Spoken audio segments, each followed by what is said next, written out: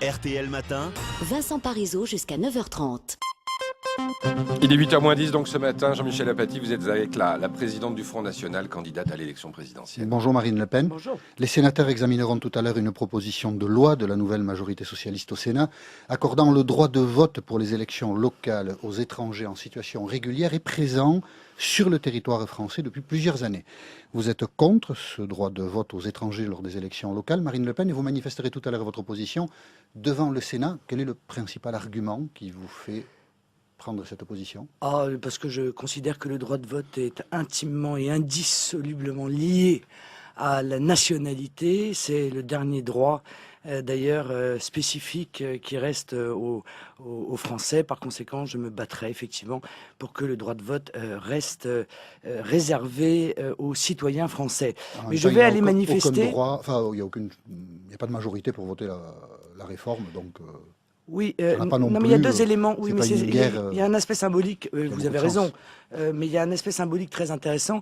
Le premier aspect symbolique, c'est que le Parti socialiste a choisi que la première chose qui se discute au Sénat, ce soit d'accorder un droit supplémentaire aux étrangers, ce qui démontre le très grand désintérêt que le Parti socialiste porte en réalité aux Français. Ça, c'est symbolique. Deuxièmement, je vais aller expliquer aux Français que Nicolas Sarkozy, sur ce sujet, a largement changé d'avis, puisque vous vous souvenez vous-même qu'il était pour le droit de vote des étrangers. On n'a pas le droit de et changer que sur un sujet aussi fondamental, ça prouve quand même qu'il a des convictions hasardeuses, parce que on peut changer d'avis quand le contexte change, mais le contexte n'a pas beaucoup changé. Vous admettrez que là, nous sommes sur un principe fondamental, un principe de base de la réflexion politique. Donc changer d'avis sur ce sujet, c'est obligatoirement avoir une vue électoraliste. Et comme d'habitude, d'ailleurs, Nicolas Sarkozy démontre sur ce sujet que, encore une fois, ses convictions sont hasardeuses. Il vous est arrivé parfois, vous aussi, de changer d'avis. Enfin, c'est dans la nature humaine. Parce que encore une fois, on peut avoir une pensée qui évolue en fonction du contexte international, en fonction du contexte économique. Mais sur un sujet aussi fondamental que oui ou non, le droit de vote est-il lié à la nationalité? On ne peut pas changer d'avis. On doit obligatoirement avoir une conviction, surtout quand on est président de la République. Les chefs d'État et de gouvernement de l'Union européenne se retrouveront tout à l'heure à Bruxelles pour un sommet présenté comme important dans la crise financière, évidemment. Souhaitez-vous, malgré les désaccords d'analyse, qu'un accord soit trouvé lors de ce sommet pour calmer la spéculation? Non, parce que cet accord se fera sur le dos du peuple français. Je crois que Nicolas... la crise, elle se fait aussi sur son dos. Oui, mais la crise, elle n'est pas tombée du ciel, monsieur Apathy. Elle est la conséquence de choix économiques. Mais ils vont en sortir qui restent. Mais mieux vaut le dire. Elle est la conséquence de choix économiques et de choix politiques qui sont ceux qui nous gouvernent quand même, du Parti socialiste et de l'UMP. Bon, aujourd'hui, ils sont au bout du système que moi j'ai dénoncé depuis de très nombreuses années. Bon, Nicolas Sarkozy, pour tenter de sauver son élection, est prêt à brader la souveraineté nationale, est prêt à retirer au peuple français la liberté de décider de son destin et de son avenir. Je crois que c'est une décision très grave et par conséquent, bien entendu, là encore, je m'y opposerai avec la plus grande fermeté, avec toute l'énergie qui est la mienne. Mais vous y opposerez par le verbe.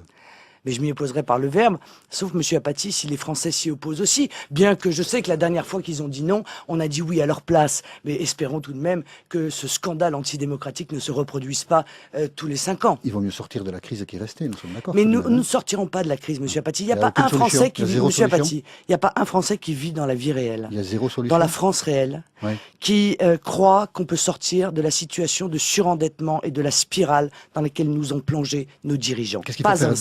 Dénoncer la dette et ne pas la payer? Non, il faut préparer la sortie de l'euro. Oui, il faut la préparer de manière négociée et concertée, parce qu'écoutez ce que je vous dis aujourd'hui. Écoutez ce que je vous dis aujourd'hui. L'euro va s'effondrer.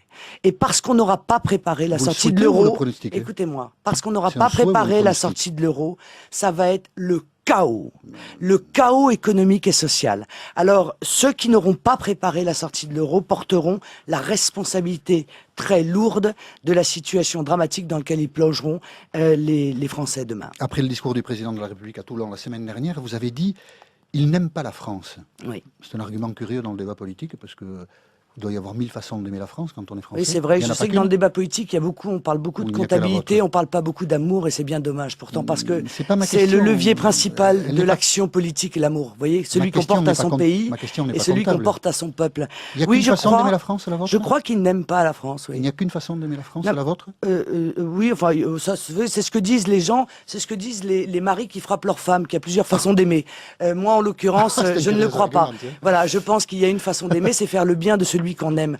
Nicolas Sarkozy fait du mal à la France, il méprise le peuple français, ça ressort en creux dans tous ses discours. Il trouve que le peuple français est paresseux, d'ailleurs, il l'appelle au travail, comme si il y avait du travail à foison et que c'est les Français qui voulaient pas travailler. Vous voyez, comme s'il n'y avait pas le chômage qui explose, 5 millions de chômeurs, etc., etc. Il trouve que le peuple français est figé.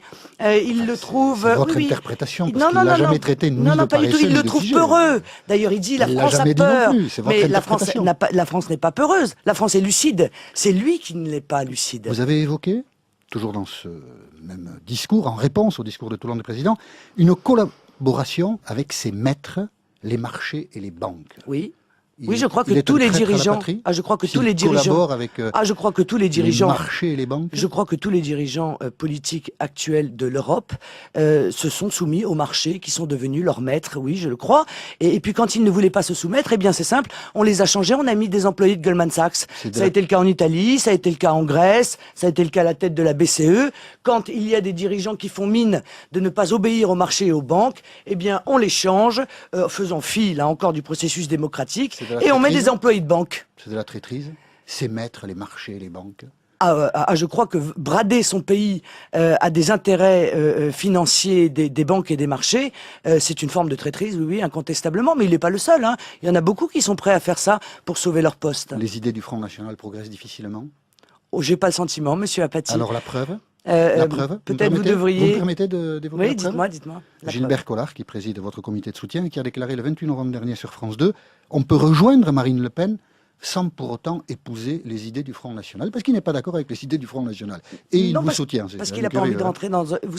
Vous connaissez quand même la structure de la Ve République, je suis obligé de la rappeler, parce que très honnêtement, à un moment donné, je finis par me dire que plus personne ne se souvient de ce qu'est la Ve République. Oui, vous êtes candidate, La présidentielle, et oui, c'est la ouais. relation, et oui, la relation directe entre un homme ou une femme Mais et vous le défendez peuple. les idées voilà. du Front National, Par Marine Le Pen, ou conséquent, pas par conséquent, vous savez, un Marine Le candidat Pen, à la Vous présidentielle, défendez les monsieur idées du Front Apathy, National ou pas un candidat à la présidentielle, je suis la présidente du Front National, votre Donc question vous est tout de défendez même Elle est assez, stupide, ma question. hein. assez absurde, mais un Mais absolument. candidat à la présidentielle doit rassembler autour de lui, et très entre nous, je crois que je rassemble des gens qui viennent de droite, qui viennent de gauche, et qui effectivement n'appartiennent pas tous au Front National. C'est ce qui me Et donc permettra on peut vous soutenir sûrement comme Gilbert demain Collard. d'être élu Bien sûr. à la présidence de la On République. peut vous soutenir comme Gilbert Collard sans partager vos idées. Mais sans être au Front National, C'est bien la 5e sûr. ou la 4e République Bien ça sûr, bien sûr. Hein Oui, oui, on le peut, monsieur Apathy. C'est la 4e République, ça c'est pas la 5e. Non, pas du tout. C'est vous qui êtes dans la 4e République. D'accord.